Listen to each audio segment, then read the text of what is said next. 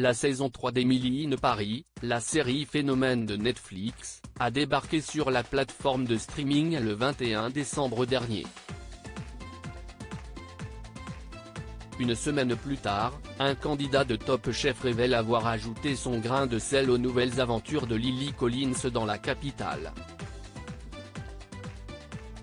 En octobre 2020, une nouvelle série a fait son apparition sur Netflix.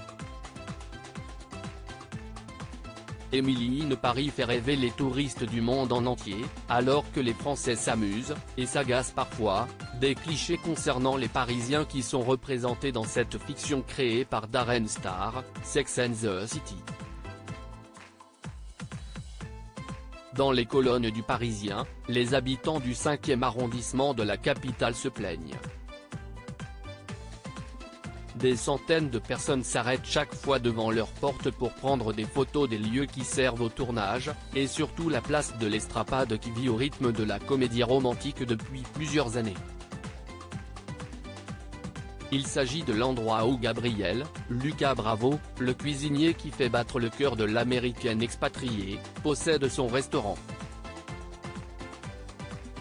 Gabriel, Lucas Bravo, change le nom de son restaurant dans la saison 3. Dans la saison 3 de Emily in Paris, Gabriel est à la tête du restaurant Les Deux Compères.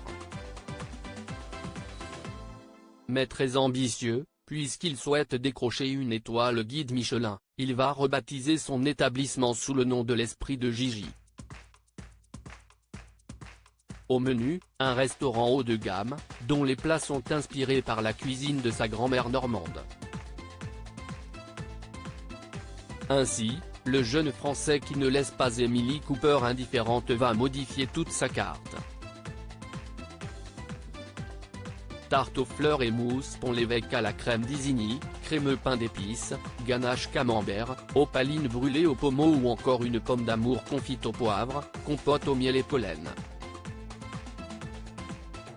Le menu donne envie de manger.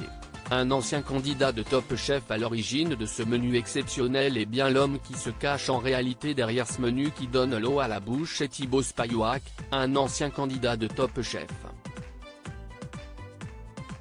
Présent dans la saison 13 de l'émission de M6 diffusée en 2022, il a intégré la brigade d'Hélène Darroze avant de devenir le candidat solitaire. Malgré sa volonté de gagner l'émission, il est éliminé mais reste toujours le chef propriétaire du restaurant Hannona, situé dans le 17e arrondissement de Paris.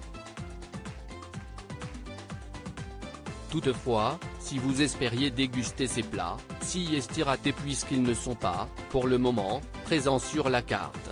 À lire aussi Emily in Paris saison 3, Lily Collins dévoile les coulisses de la scène surréaliste chez McDonald's.